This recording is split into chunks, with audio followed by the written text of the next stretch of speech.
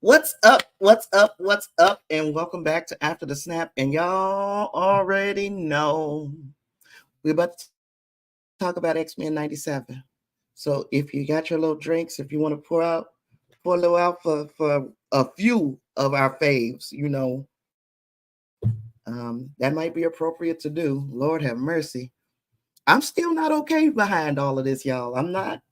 I can't even lie to you. I'm not okay. I hope I don't look terrible. This was like a rush, hurry up and get together because stuff. But but we are we're halfway through, y'all. And oh my God. Did anybody expect that this episode? Because let me tell you, I had a feeling they were setting us up for something really big for Tolerance is Extinction. And as I try to wrap my mind around what in the world we just witnessed, I listened to some of my favorite creators who are in the sphere of explaining what might have happened based on, I guess, the more current comic book runs and just people with a wealth of comic book knowledge.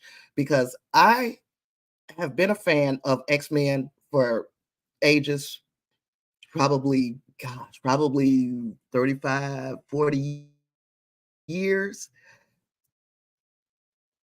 I just didn't expect on Disney Plus to see what we saw. So let's talk about this ish. Let's talk about it. I don't have anything set up for you. Hey Justin, good to see you. I don't have anything set up for y'all because I still can't see. However, the good news is I had a benefactor donate to me some money to get my contacts glasses. I'm leaning more towards glasses because glasses are not as easily lost. And depending on how well things go, I'll get a second pair to be a backup, and then I don't have to worry about going through this again. But I still can't see, so that's why we don't have any pretty pictures and shit to look at. I apologize. And then also, I'm literally still in a state of shock, man. I'm still in a state of shock that Disney Plus went there. What we saw, okay, so let's just start at the beginning. The episode, and I got to get really close to my monitor because, like I said, I can't see. Okay, so the episode does an excellent job of blending that same melodrama, the same kind of soap opera feel to X-Men. It maintained that kind of theme, but then it also had this high stakes action.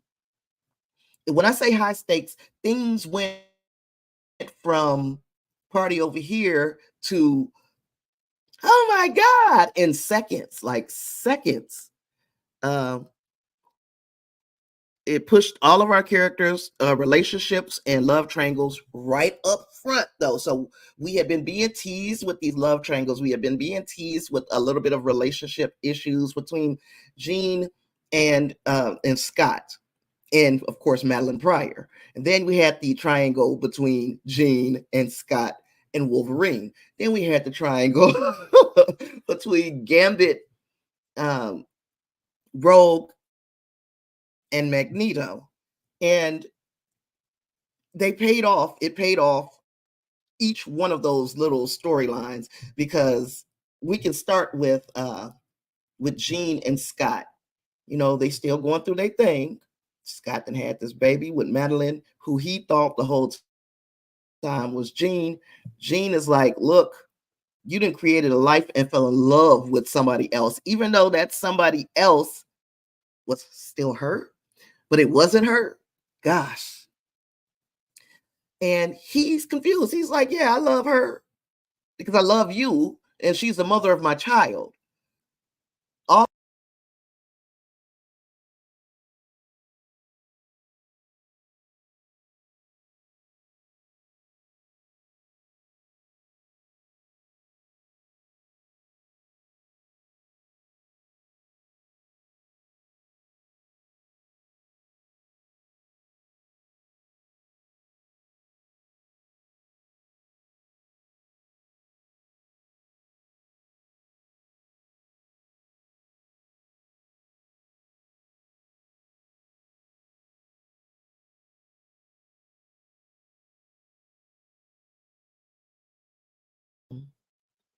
Can y'all hear me?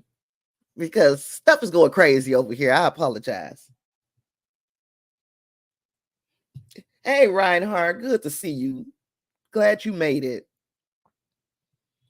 But yeah, I'm hoping y'all can hear me because things have been effing up over here. Ashton has been in this space. But anywho,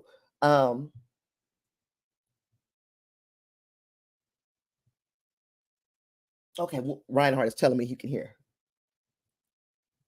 Okay, okay.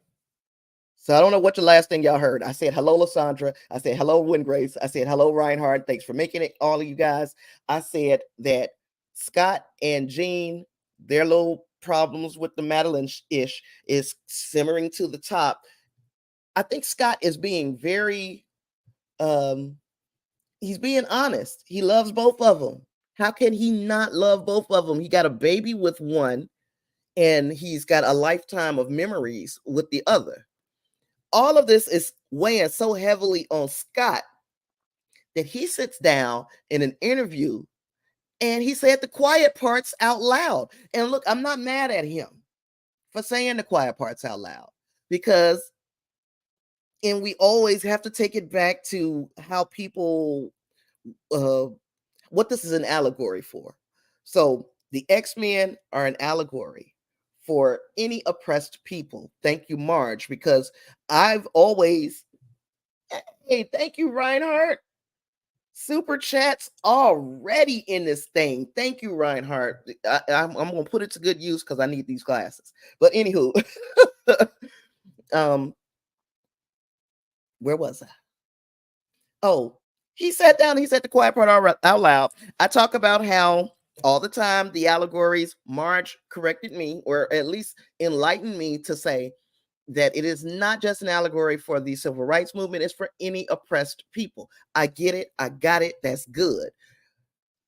What Scott said to that interviewer was basically, y'all better be glad that we just want to coexist with you guys and not enact revenge against you guys for the way that you've been treating us. And he also implied that mutants had a higher level of morality than regular humans.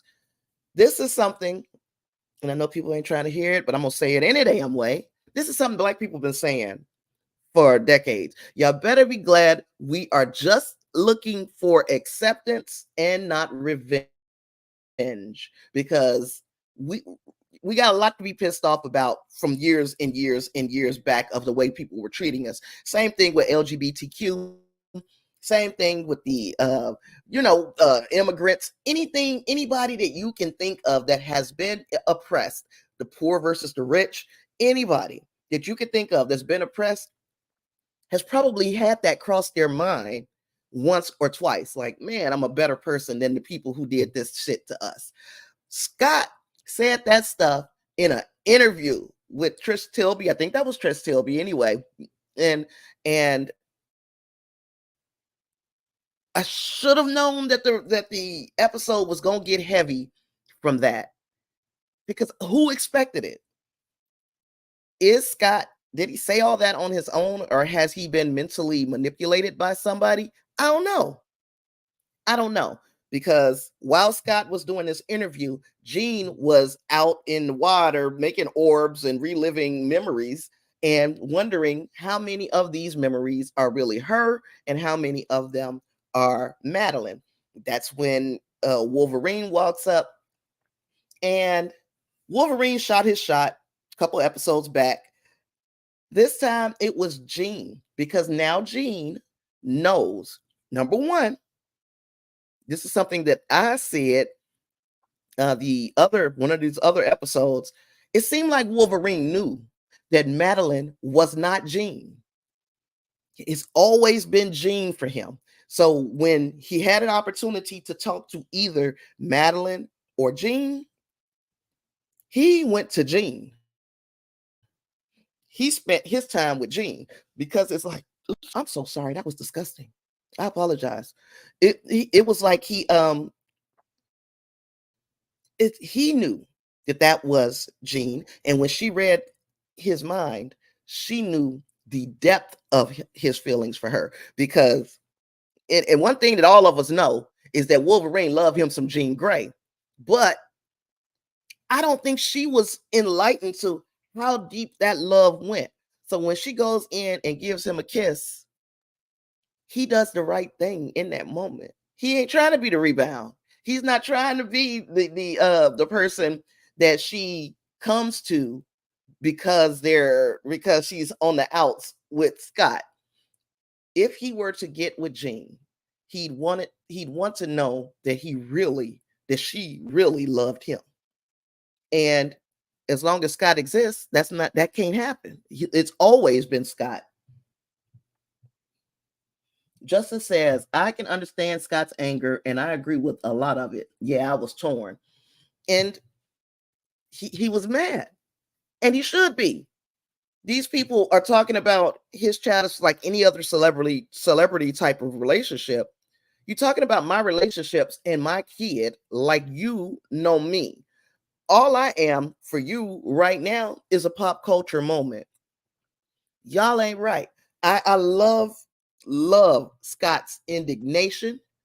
And I also love the fact that we are getting a different version of Scott. This ain't Scott from the X-Men movies. This ain't Scott even from the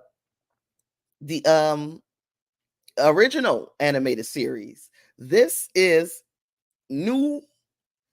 I don't know if we'll call him improved, but he is definitely, his filter has been taken off. He says what he's thinking, and he has more of an air of, he's torn. He's got that air of being torn about him. It's almost like he's sitting on the fence between the ideology of Xavier and then also the ideology of Magneto.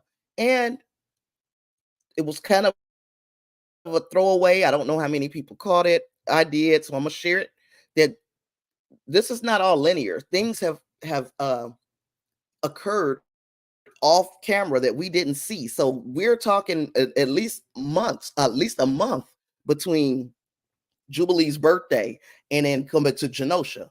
And speaking of Genosha, after Scott and Jean went over to the UN, Genosha has been accepted into the as a UN nation. So now what? Because for so long they had been fighting against mutants and humankind living in a integrated society.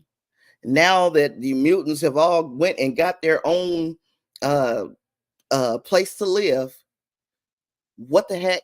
You want to make them part of the UN, and then we saw how it turned out. It was like they Tulsa, Oklahoma, freaking Genosha. But okay, I don't want to get too far ahead. So we talked about that with Gambit and Rogue. And I'm talking the relationship with Magneto part. Magneto was already throwing little barbs at Gambit. And I'm like, dude, you acting like you're the person who found out that your girl was messing around with Magneto.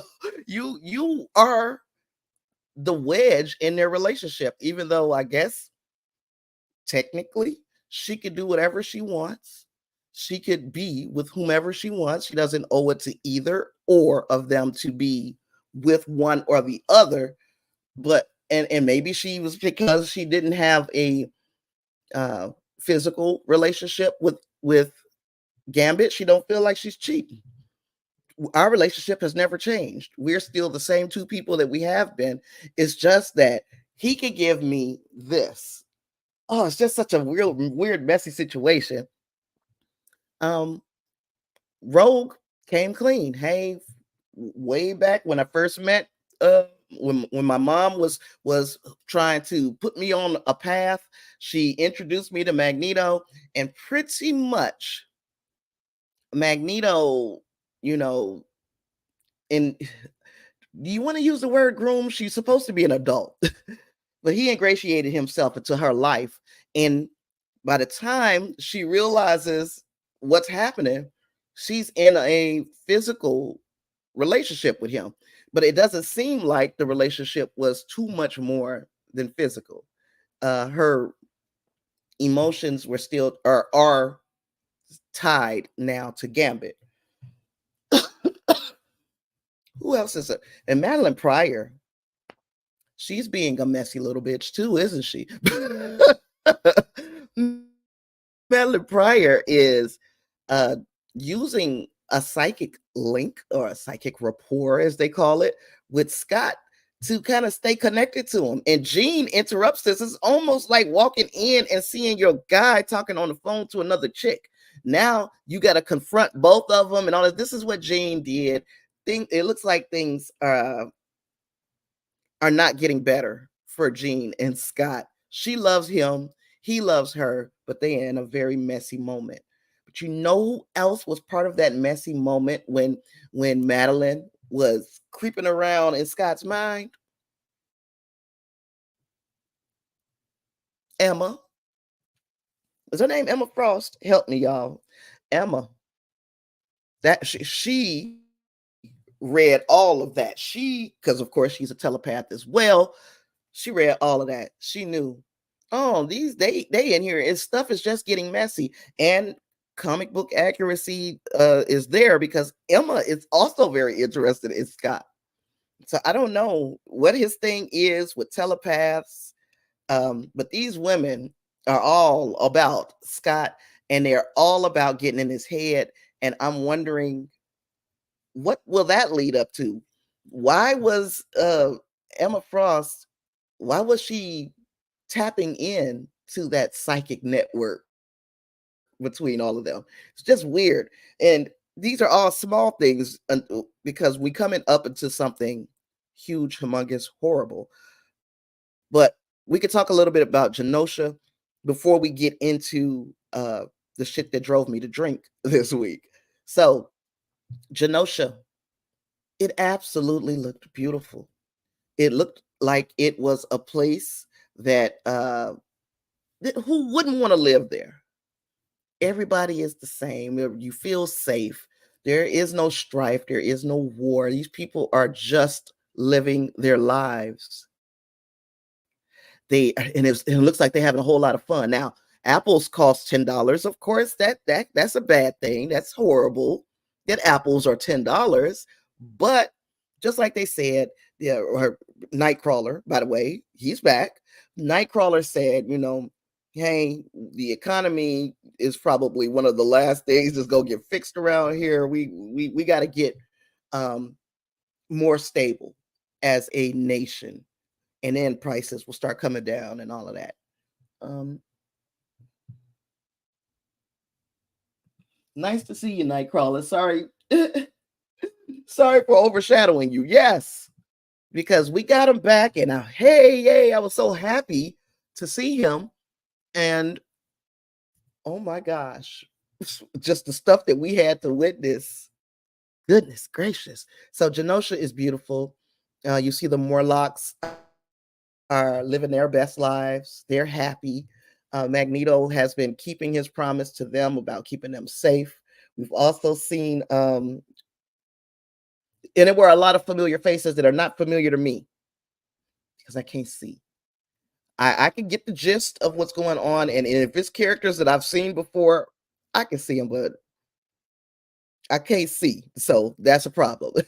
uh, but okay, so there were a lot of mutants that had been seen in X-Men comics, and furthermore, we saw Sebastian Shaw, we saw Emma Frost, we saw Moira McTaggart, we saw. Oh, Justin was happy to see Nightcrawler as well. But who else did we see? Because they were all trying to sit down together and make a decision, and the decision is who's going to rule Genosha, and they unanimously pretty much chose Magneto. And Magneto says, "Hey, I'll rule Genosha if Rogue will lead by my side." Now, Rogue has already come clean to Gambit. about the nature of this relationship with Magneto. Well, this is after Magneto told her, I want you to be my basically queen. Um, Gambit, just like we talked about last week in last week's live stream, Gambit said, I want her happy, basically. I would, if it were me and it was somebody else in your life and I had an opportunity to be with you, I would choose to be with you too, because that's how much I love you. So because he loves her so much, he's still pissed. He's willing to let her go. And he saw her looking so beautiful, just downright gorgeous when she went to the gala and her and Magneto danced in the sky. I still feel funny about Magneto, but I shouldn't, because he's proven himself heroic kind of in this episode. But they did their little sky dance. Yeah, everybody jam, party over here. And then shit literally hit the fan. Literally. Multiple Man was there. Yes. Banshee was there. Yes. Dazzler, Blink were there. Dazzler, man, kicked the bucket, huh? But it was a lot of them that kicked the bucket. They just showed up to kick the bucket. But you know who did show up and did not kick the bucket? Cable. We know, and we've all been speculating that Cable was going to show up because he is Nathan Summers. He is the baby of Madeline and Scott. So he comes to this gala on Genosha, and he's supposed to be there to stop something from happening. And he was too late. He said, not again. And then he tells his mother, Madeline, he's coming. Now, I was like, who the hell is he? Who is coming? Who is it?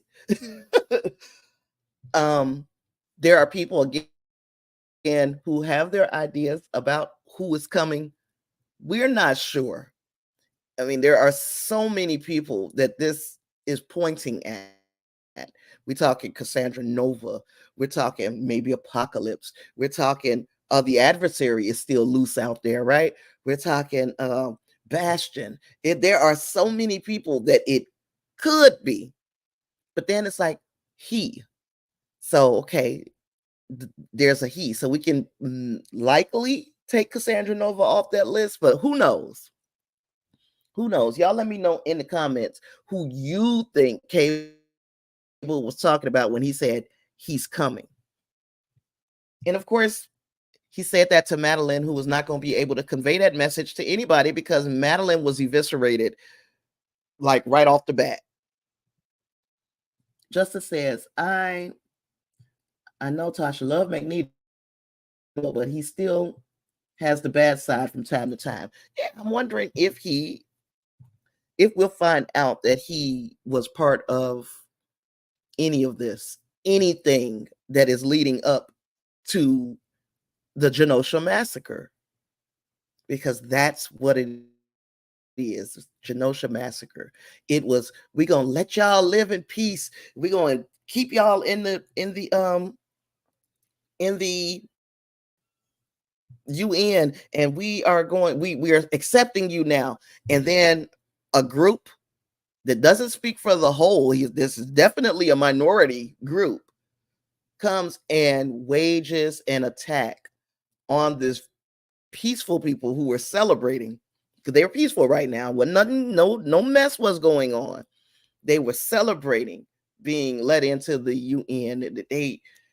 This beautiful society that they have made, and a bloodbath happened. We had this Wild Sentinel show up, and Wild Sentinel was wild as hell, y'all.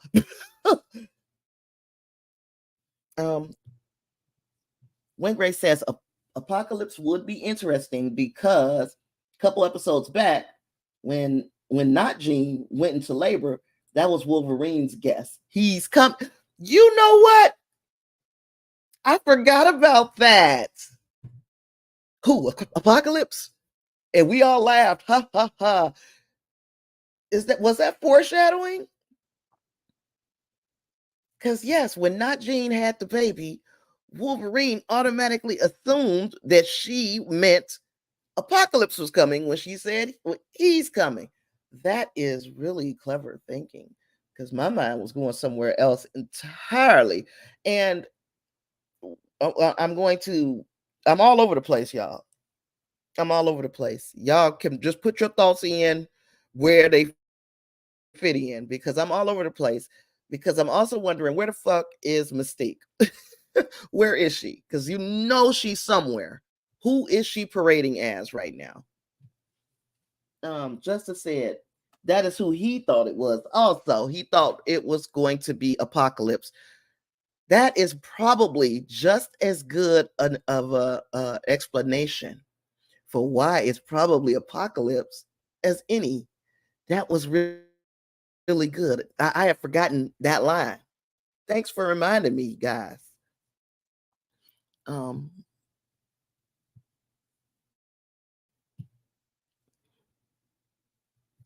okay, so yeah, as I look at my notes and try to read, it says the episode draws inspiration from newer comic book runs. That's why I am not as caught up. I'm not in the loop. These are more recent storylines, and I'm lost. Um, but let's see. The battle where the X-Men and Magneto make their final stand against the Wild Sentinel is the, of course, highlight of the episode. It has stunning animation, absolutely stunning, powerful character moments, especially for Rogue, Gambit, and Magneto, who, remember it, when we heard the name of the episode, I was sure it was going to be a Gambit episode. I was not sure that we were going to see this. And it also makes me think of other things that we should never forget. We should never forget, like 9/11, like these mass shootings that have occurred in very peaceful places, at churches, at parades, at concerts. We should never forget. Uh, all of these things come back to remember it, you know. Um, what the heck else? But the biggest remember it was Gambit. That being his last words were remember it. The name's Gambit, mon ami, remember it. Oh, and he just went completely OP. Has anybody else been wanting or desiring to see what happens when Gambit just lets go? Because we saw it. He let go, and man, then Magneto also was called an Omega level threat. Um, I've always known that Magneto should be an Omega level threat, but the Wild Sentinel recognized him as that level of threat and tried to neutralize him. And I say try because we're pretty sure that Magneto would have been killed. But wasn't Leech someplace nearby? And is it possible that he siphoned Magneto's powers until the Sentinel didn't realize that Magneto was still breathing? Magneto was still there. Now he did. He neutralized a whole lot of other threats. Lots of other people kicked the bucket, to include Sebastian Shaw, Emma Frost, Dazzler, not Jean Grey, Madeline Pryor.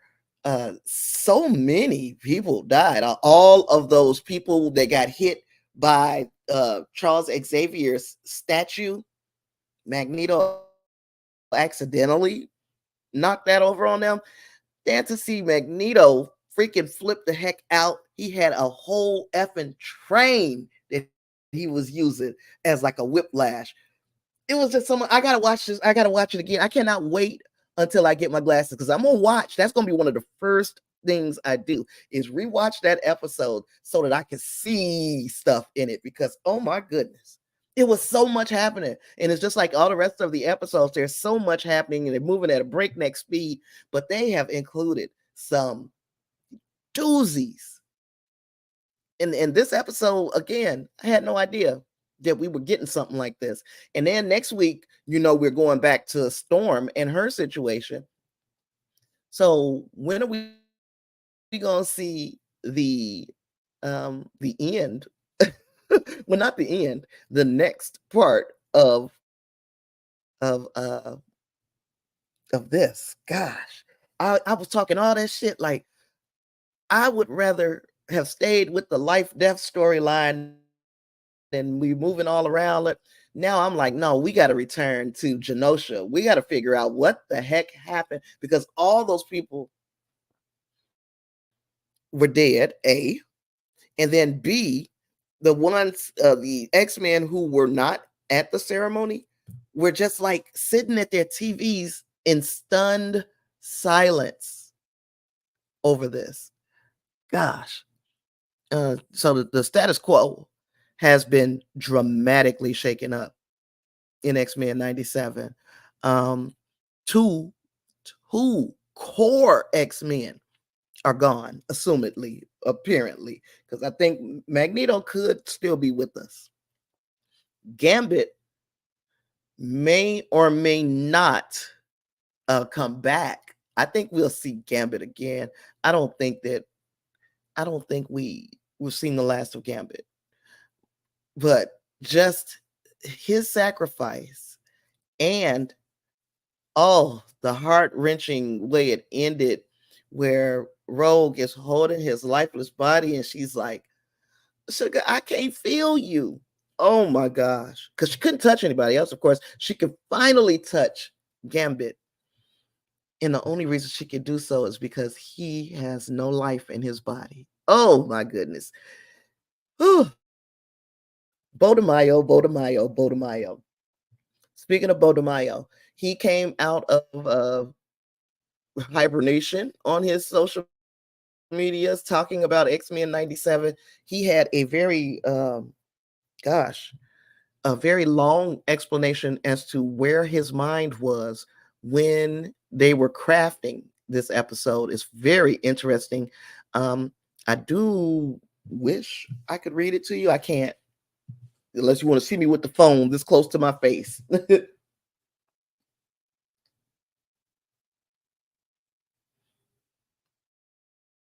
um just going back to our comments. Justice says, I think Apocalypse will be in later on, and they're going to do a certain take on a huge storyline they did in the comics. I'm understanding, and this is from I don't know how many people watch Comics Explained with Rob Jefferson. He does an outstanding job of breaking down comic book storylines in just an easy to understand way without you having to have read the comic book. Now, he said there were two: E is for extinction and zero tolerance. That those two storylines are being blended, and that thus is we have tolerance is extinction instead of zero tolerance, and E is for extinction. So I haven't read any of those runs. If you have, let me know if you see it that way too. If you think that they could be merging two storylines to give us something different for the animated series than we've already gotten in the comic books. Let me know what you think. I saw that too. Wingray said he saw speculation that Mystique was Valerie. I just couldn't remember the name Valerie. And Wingray also said Leech was freaking. It was hard. He was just freaking heartbreaking. Yes. Wingray says, because we had a time jump and a time travel in Cable, do you think we're getting an episode that undoes most of this? I think so. Will it be this season? Maybe not. Maybe they make us go into the off season thinking that this is a done deal.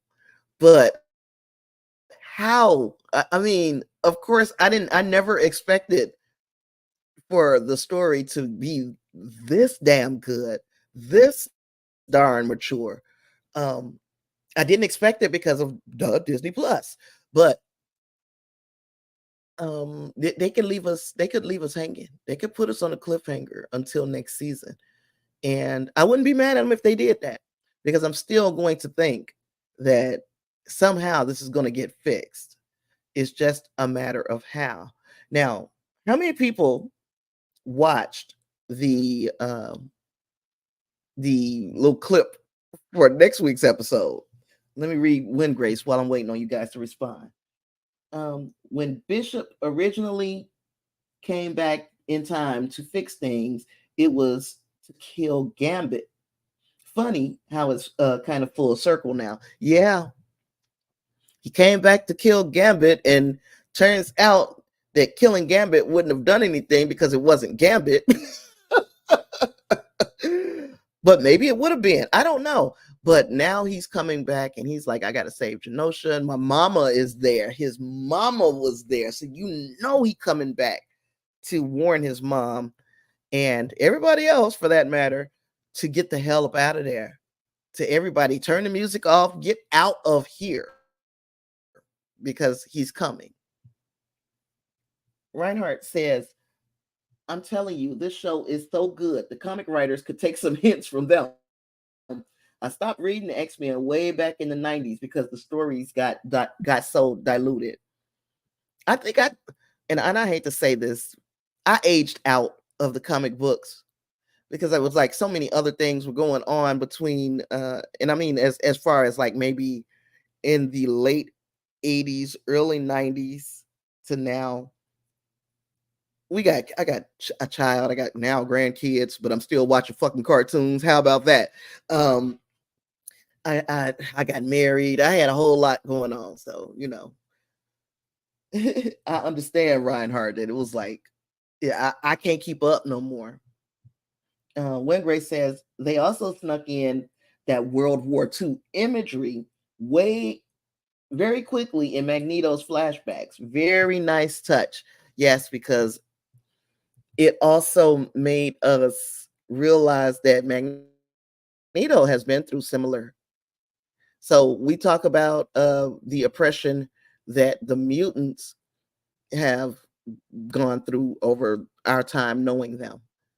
Magneto has already been through this. Oh, how sad.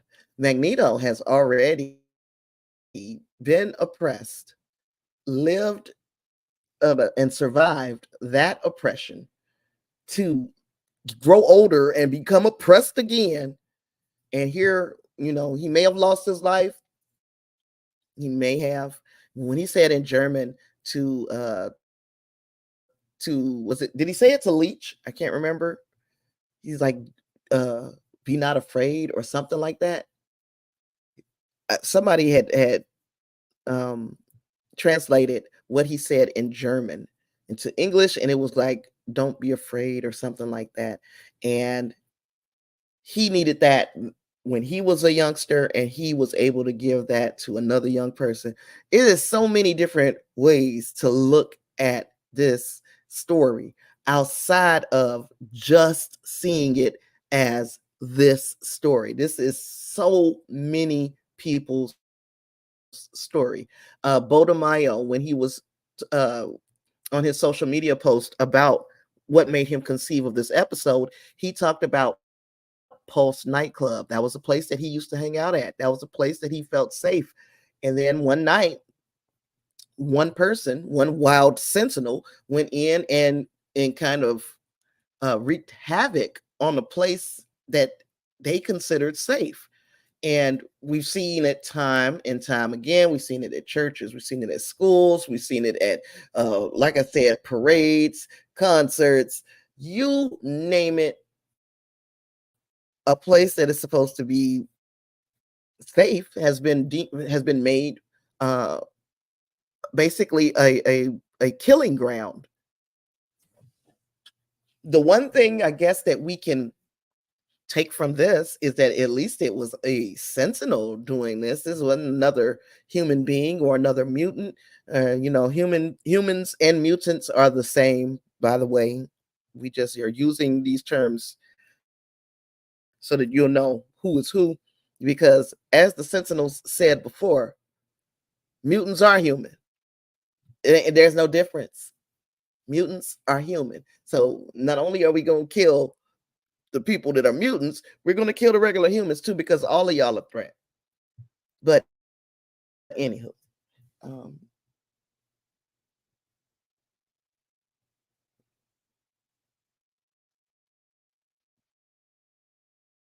oh, Justice says he thinks that they're going to bring Gambit back as a horse for Apocalypse, one of the four horsemen. He at one time was an Omega level mutant, and I mean he showed the potential right here in this episode. Wingray says, yeah, he promised Leech that if he came to Genosha, he would never have to be afraid again. So when they were about to die, he told him not to be afraid. Beautiful moments in this, outside of the action, outside of the kind of melodrama. This shit was beautifully written with the callbacks. They definitely had an idea for each and every line that's been delivered, because they've come back and paid dividends on those lines. This is much more. This is bigger than comic books. It's bigger than animation.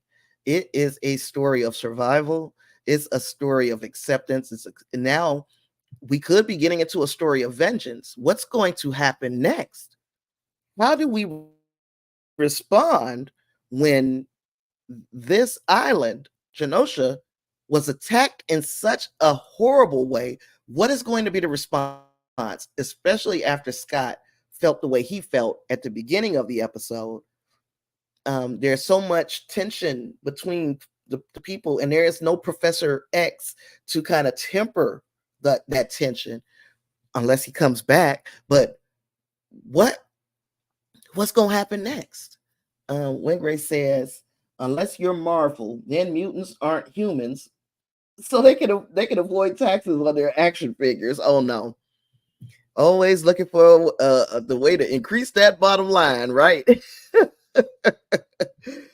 Oh gosh, um, yeah, just beautifully told, beautiful stories. Okay, want to know what I think? Here's what I think. I think Storm gets her powers back. She brings Forge along for the fight because um they've they've already been through HE double hockey sticks, and they've shown her in the next episode. Now, they showed her. That don't mean it's coming in the next episode. It just means she's coming. So we got Storm, she's coming. Then you got Forge, of course, he's coming. But we also saw, and I don't want to spoil it if people didn't watch it, but I mean that's what we're here for. So if you're here for spoiling, hey Clarence, if you didn't want to be spoiled, you in the wrong place. So I'm gonna tell you what I saw. We saw Captain America's shield in the next episode, and it wasn't like just hanging up in a museum someplace. It was like it had been thrown. It was in the ground, at its 47-degree angle coming out of the out of the pavement. So we got to wonder to ourselves, is Captain America going to come there, or are they going to go to Captain America? And by going to Captain America, that would mean going back to World War II, which would play very nicely with Magneto's stories. But what is the point of going back to the 40s? The 40s, the 30s, the 40s. What would be the point of going back? What would they be looking for in the past if they were to go to the past? Somebody help me, because I have no idea what could be in the past. Or is Captain America going to be in their present day in the 90s? But he can't, right? Because he was still under the ocean at that point, right? I mean, he was still, yeah, he was still in the water. So he couldn't, so the 90s can't be where they are with Captain America. It's got to be in the past, right? Help me, help me, help me. Justin says, I think it will have some time jumps to fix some of this. When Grace says, oh, it's also interesting that the Watcher, I forgot about that the Watcher was there too. Yes, checking this whole thing out, watching, just being a watcher.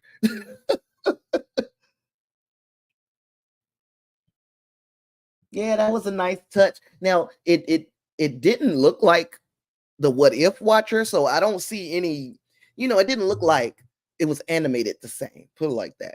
So I don't see any crossovers coming over. I don't see that Watcher showing up in this series. It's just very interesting that the Watcher was there. Oh gosh. Hey, Geek Ledger. I don't think that was oh, Marvel proper. That was Toy Biz, who owned Marvel at the time. All thanks to Isaac Perlmutter, who's a whack job.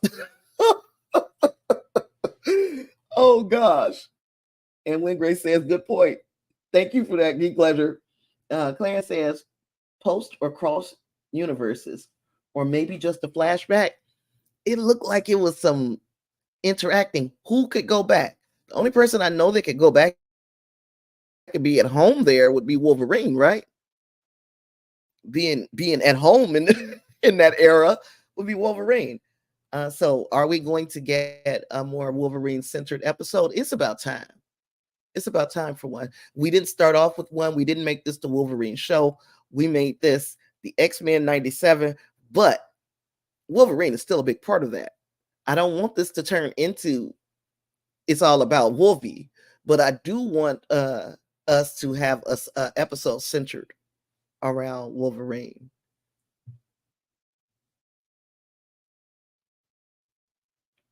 Okay, so Wingray says Captain America was unfrozen in Spider-Man, which was in the same universe as this.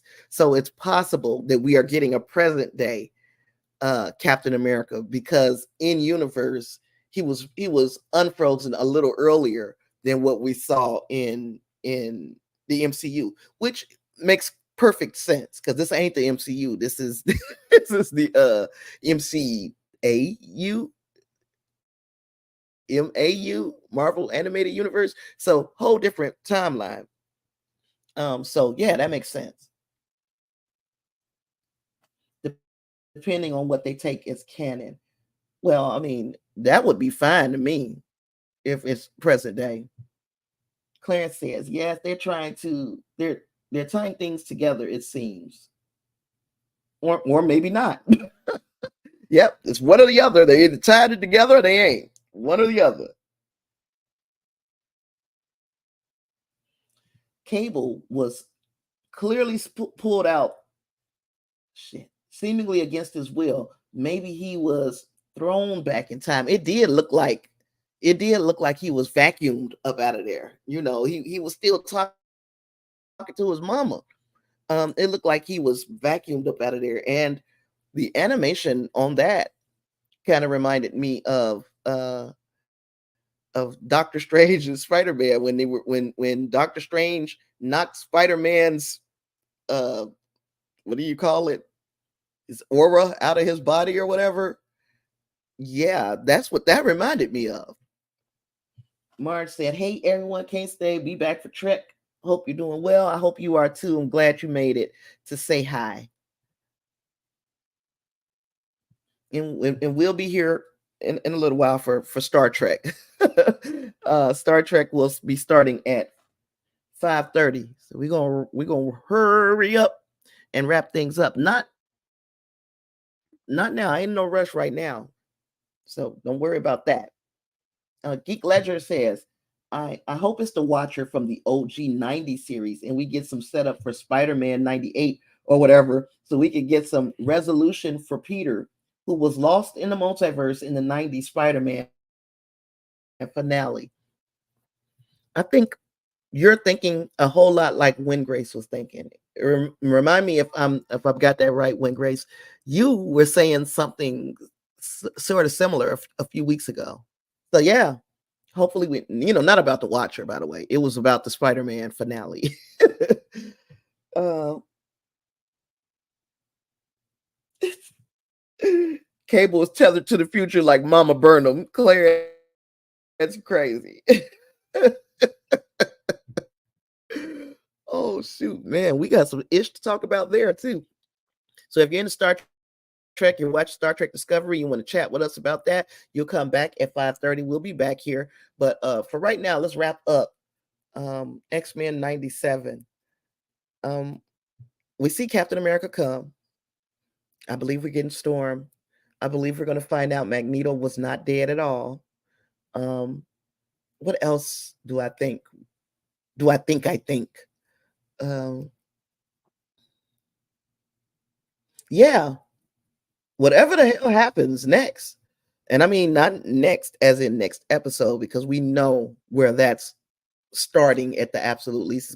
It's gonna be Storm centered, Storm and Forge, and then we get the episode called Bright Eyes, and that could be dang near anybody. But I'm going to stay on what I theorized from the beginning, which is that is a Cyclops episode.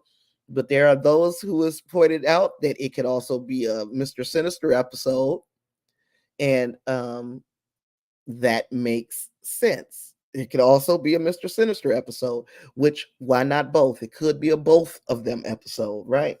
And then we get the 3-episode finale that for some reason now I'm wishing they could just play all 3 of them together like a movie and give us an hour and some change of high stakes, high action X-Men 97.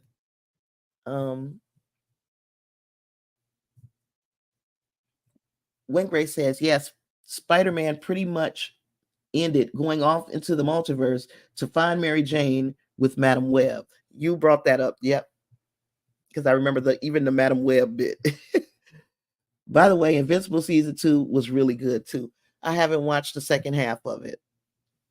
I watched the first few episodes, and then they went on a little break, and I was like, "You go on a break, and I'm liable to forget that you even exist, Invincible." But I am going to get caught back up. I caught my son watching it the other day without me. That jerk. Geek Ledger says there are rumors. I'm sorry, I got to get so close. There are rumors that starting with next week's episode, they'll air prime time Tuesday night instead of 3 a.m. on Wednesday morning. That would be wonderful. Where did you hear that, Geek? That'd be wonderful. Fallout was good too. I've heard a lot of people talking about Fallout.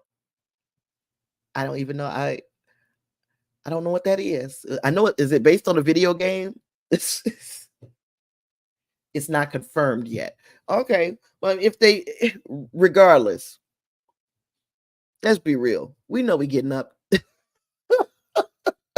At least most of us, we gonna get up and we're gonna watch X-Men 97, no matter what time they put it on.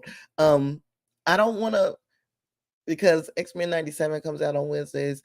And if you guys didn't know, I watch my grandchildren, so I'm up at 3 o'clock in the morning, most mornings anyway, getting ready for their parents to go to work.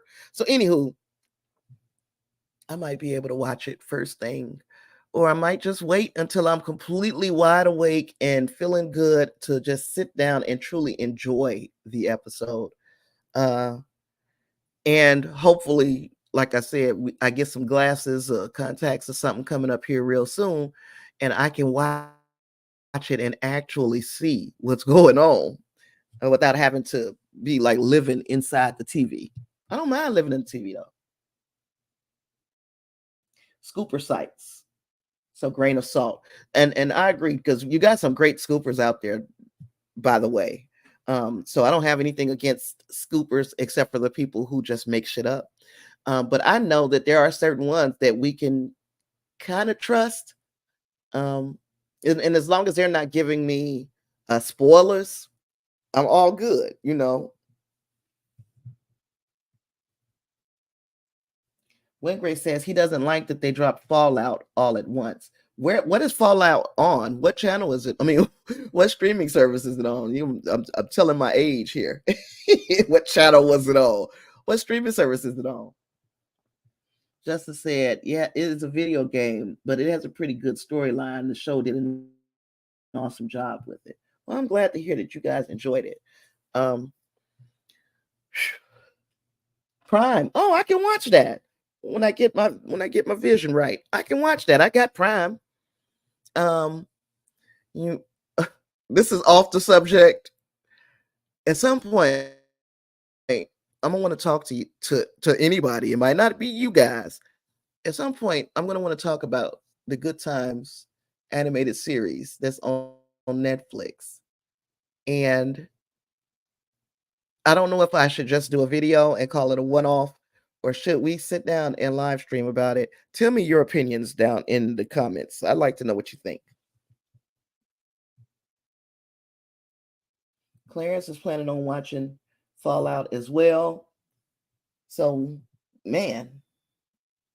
Oh, and um Justin said he thinks I'll enjoy it. I'm gonna have to check it out. Because I did because I don't know the video game, but I did watch Halo and I didn't know the video game. So I like that first season. I don't think I will. If there is a second season, I haven't watched it. Yeah, it's supposed to be based on the old sitcom Wind Grace, but look, I, I sat and I watched one episode because I had a feeling. And let me tell you, that feeling was right. And I'm gonna leave it alone for either a video or a stream because I don't intend on watching any more of it. I'm not definitely not the target audience uh, for that series, but I got a lot of problems with it. Unlike X-Men 97, I have no problems with this. This has been absolutely wonderful. I didn't even expect I never expected to enjoy this season as much as I have. I expected to like it, but this here is really edge of your seat type. I can't wait till next week type. I can't wait till the entire thing is out so I can just watch it all at once type. This is that feeling. This is Christmas, birthdays, and Juneteenth all wrapped all up in one another in a pretty little bow. And somebody actually put some weed gummies in the present. Christmas, birthdays, Juneteenth, and some gummies. That's what X-Men 97 feels like. It's like parts of it. It's like I feel like I'm tripping. This is real. This is something that um it could have been childish and it could have been made for kids, and I probably still would have liked it, BT dubs, but this is a mature, well written, well voice acted. Of course, I do still have little tiny gripes. It's nothing big. There was a lot of exposition in the first couple of episodes. I understand that now. Yeah, everything's moving fast, and you got to say some of the things that we should see because you'll never get a chance to put all that in this 28-minute animated feature. Let's go back up. I don't. Geek Ledger says there are also theories that the character Theo James is voicing Captain America. I don't know how I would feel about that. I would have liked for the 90s actor to reprise his role. Who was the original? And I can somebody who can see look up Who was the original voice actor for Captain America on X-Men, the animated series? Look that up and let me know in the comments if you can, because with some of these voice actors, it was like they had decided they weren't, doing it anymore, or some had passed away. So there is it it it could have be a reason that is a good reason for not bringing back the old voice actor. Wingray says, "Is it like when Urkel was in Scooby Doo movie last year?" No, and I'm saying that this good times. I don't. You know what? I'll make it a video.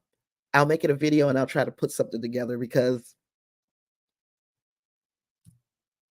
it's bad. That's it. It's just bad. Justice says, I gotta check that out, Tasha. With Fallout, there is a lot of YouTube channels that can give you the Fallout lore. Okay. When Grace says, "Oh, I got that confused. He was in Scooby Doo in 2019 and a Christmas movie last year." I don't, I didn't see Scooby Doo. I didn't see the Christmas movie, but I am willing to wager that it's not as bad as what this animated series has done to Good Times. I'm willing to wager. He said, "You hope they put that series on DVD or Blu-ray." You know how we talk about physical media. I hope they do too. We need to support physical media because they looking for ways to screw us out of these shows when their run is over. I'm willing to bet. Geek Ledger says Married with Children is supposed to be getting an animated revival as well, and I think with Married with Children they're talking about using the original voice actors, right? Married with Children was I guess it was almost like mindless fun. Al Bundy, the daughter, all of that. It was just mindless fun. Good Times kind of meant something different. It was like basically these people were poor. They were living in the projects, but you had an entire family unit. And because they were living in quote unquote the ghetto, they didn't behave as such. So you're better than where you come from. It's just not where you're from, it's where you're at. And this family on Good Times uh, held themselves like they were somewhere else, not in the projects. This Good Times animated series is almost like we embracing the projects. I'm gonna tell you something that's in the trailer. You got a drug dealing 2-year-old with a gold pacifier on a big chain, and he has beef with other babies in the hood. So tell me that makes sense. But again, videos coming soon. Lawrence Bain was the original voice actor. He's now seeing reports that he is reprising, so he don't know. Conflicting scoopers. Yeah, I wonder. I wonder. I'll have to do it when I can actually hold the phone this close to my face. You hope they put it on a VHS box set. VHS box set.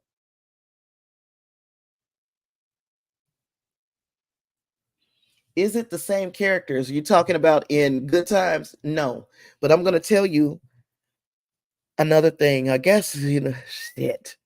Another thing that pisses me off about this Good Times animated series is, if you remember the original Good Times series from when I was a kid, the family finally got out the ghetto. Now James, the father, passed away. Florida, the mother, remarried, went and got a townhouse, and she lived someplace with the new husband. She got her children. Thelma got married to a football player. He went back to play in the league. So now they're out the ghetto. So everybody is getting out the ghetto. JJ became a world-renowned um, artist. So he's out the ghetto. And Michael was out of the ghetto because um, he went to college. He was smart and all that, right? So why would 50 years later, why would their descendants be living in the projects in the same building that they were living? Not just the same building, the the exact same apartment in these high-rise projects. Doesn't make sense. Doesn't make sense at all. So it's basically everything that was concluded in the original Good Times. They was like, no, no, no, bring that on back. We want that back. And I'm gonna tell you, it was Seth MacFarlane's ass, Steph Curry, and Renata Shepard and Norman Lear. Those are the people that you have to blame for this series. But I'm not gonna talk about it no more because it doesn't do anything but aggravate the hell out of me.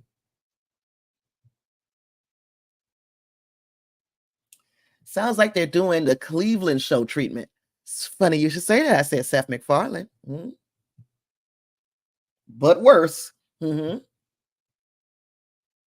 Boondocks. You know what? Boondocks is far far better than what we. I love Boondocks. This shit, no. You try one episode, Clarence. I promise you, you're gonna be mad at me for even saying anything about this show. But you might like it, and I would love to hear your opinion about it when you watch it. That one episode. uh, Geek Ledger says, I mean, that sounds like a good premise for its own drug dealer, but to just slap on the Good Times coat of paint on a generic animated series is kind of disrespectful. Yeah, because we're expecting one thing and we got something entirely different. Yes, Steph Curry is an exec producer on this. So Renata Shepard, Steph Curry, Seth MacFarlane, and Norman Lear. And Norman Lear, God bless his soul, he's gone. I don't even think Norman Lear knew what this was about, because as protective as he was of Good Times when it was running, the original Good Times, I refuse to believe that he would have signed off on this. That's how bad it is. That's how bad it is. And yeah, I don't know. I don't know what they was thinking, but like Geek Ledger said, it's a generic cartoon, and they just said, "Well, we're gonna make it Good Times." It's garbage, and no, and baby drug dealers, I cannot do. I can't. I can't do it. And as crazy and as off-centered as my humor can be sometimes, that ain't it. Ugh. So look, I ain't got nothing else. I'll give you my rating. It's a 5. 5. How can it be anything but a 5? We got dead mutants. I should have brought a bottle with me today so we could have just poured out some liquor for all of those people. This is one of the most fantastic half hours of, or if it was even a half an hour of TV that I have seen in a very long time. Very long. Very just unexpected. And I'm looking forward to seeing what happens next week.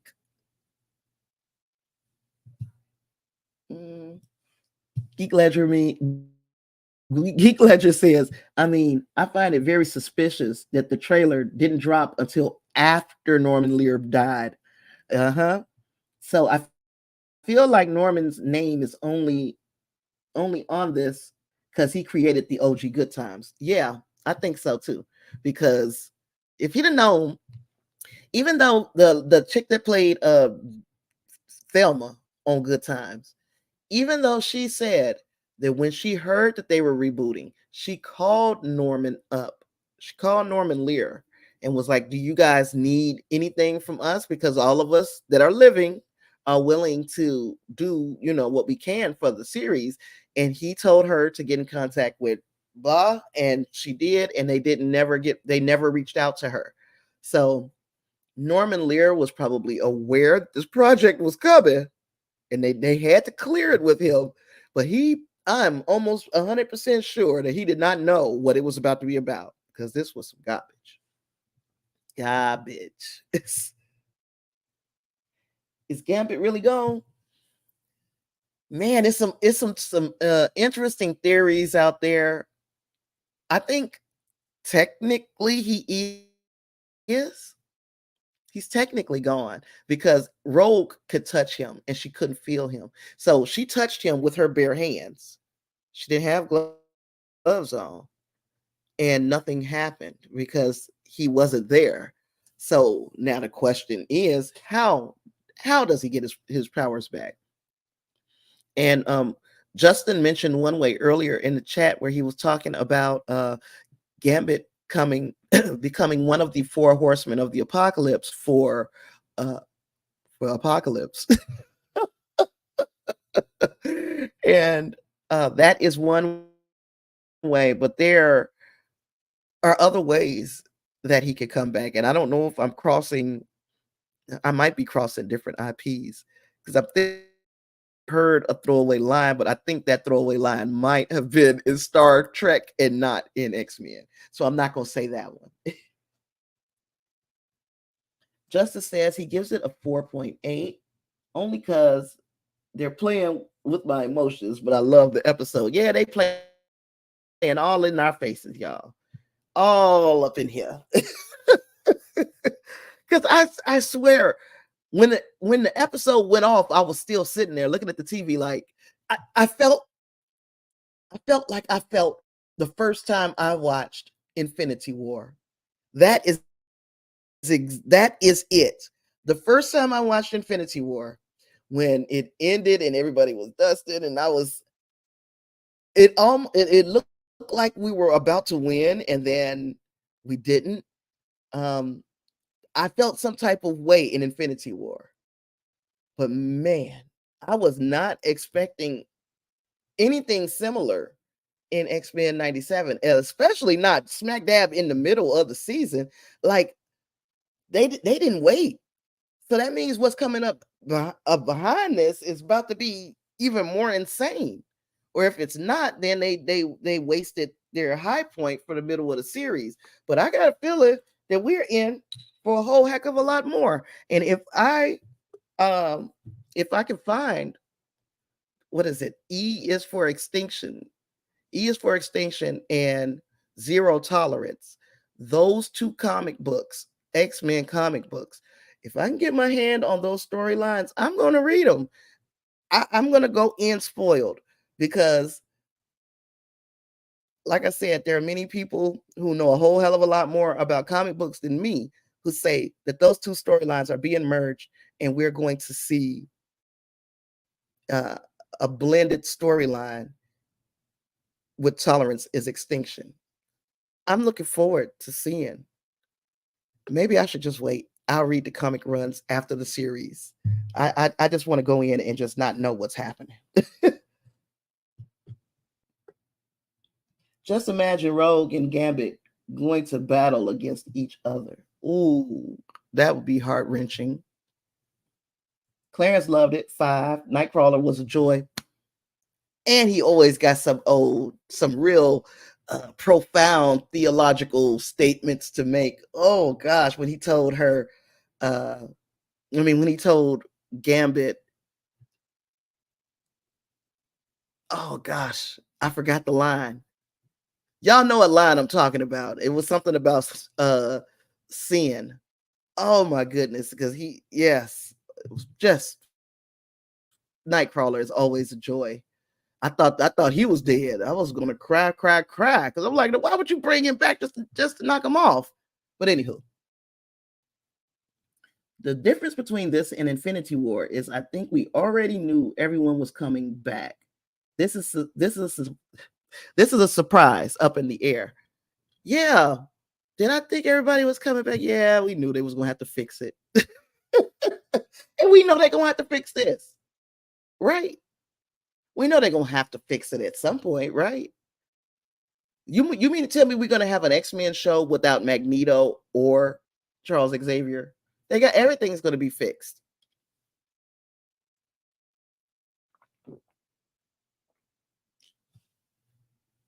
Everything's gonna be fixed. At least I hope so. Well, y'all, it has been a joy. If you're into the Star Trek thing, join us back here at 5:30.